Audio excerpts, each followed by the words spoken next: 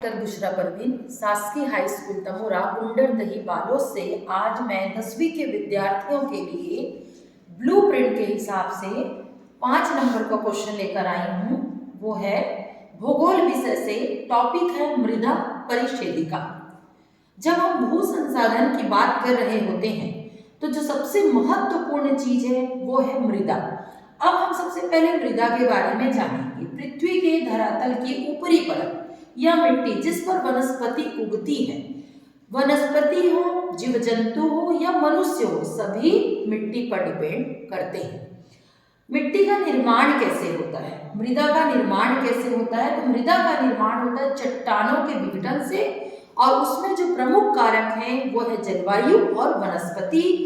मृदा का चट्टानों का अपरदन होता है, कटाव होता है, धीरे धीरे वे छोटे छोटे कणों में बढ़ते हैं और उसके पश्चात मृदा का निर्माण होता है। तो उसमें जो वनस्पति है, जीव जंतु है, सड़े गड़े सारे उससे मिलकर मृदा का निर्माण होता है। जाहिर सी बात है, जब उसका निर्माण इन सब चीजों से होता है तो बहुत ही उपयोगी है और वनस्पतियों के लिए महत्वपूर्ण है। चलिए हम बात करते हैं इसके उपयोग के बारे में। तो मिट्टी का उपयोग मृदा के बारे में जीव जंतु वनस्पति कोई भी अपने जीवन की कल्पना नहीं कर सकते, क्योंकि जब मनुष्य उसका उपयोग करता है तो वह बहुत सारी चीजों में करता है। ईंट है, ईंट बनाना, बर्तन बनाना, खिलौने, मूर्ति, हमारा घर भी उस पर ही बनता है। लिपाई पोताई का काम भी मृदा से ही होता है। अब हम बात करते हैं मृदा परिच्छेदिका। ये मृदा परिच्छेदिका क्या होती है? तो आपने देखा होगा, जैसे हम कोई गड्ढा खोदते हैं, कुएं की खुदाई हो, कोई गड्ढा खुद रहा होता है तो आपको जमीन जब खुदता हुआ दिखाई देता है तो उसमें कई परतें दिखाई देती हैं।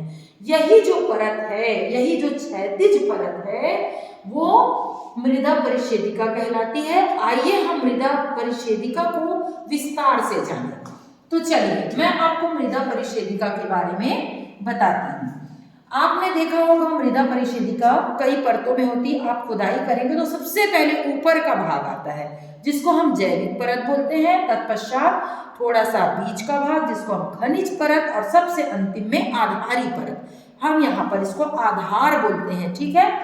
तो जैविक परत, चूंकि यहाँ पर वनस्पति, सड़े गड़े जितने भी जीव जंतु हैं यहीं पर इनका कहना चाहिए पटाव हो जाता है, दब जाते हैं मिट्टी में, तो इसमें ह्यूमस की मात्रा बहुत ज़्यादा होती है जो कि बहुत ही उपयोगी और मिट्टी की उर्वरा शक्ति को बनाए रखती है।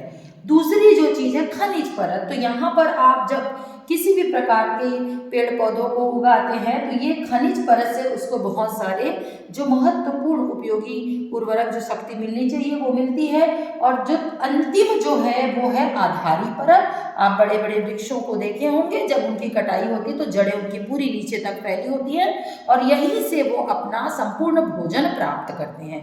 तो आज का जो हमारा टॉपिक है मृदा परिच्छेदिका, और ये बहुत महत्वपूर्ण टॉपिक है और कक्षा 10वीं के विद्यार्थियों के लिए इस बार यह परीक्षा में आ सकता है। तो आप विद्यार्थी इस टॉपिक की बहुत अच्छे से तैयारी करें, और मैंने कैसे बनता है, निर्माण कैसे होता है, उसके उपयोग क्या हैं, मृदा परिच्छेदिका क्या है, आप इसकी पूरी तैयारी इस टॉपिक से कर सकते हैं।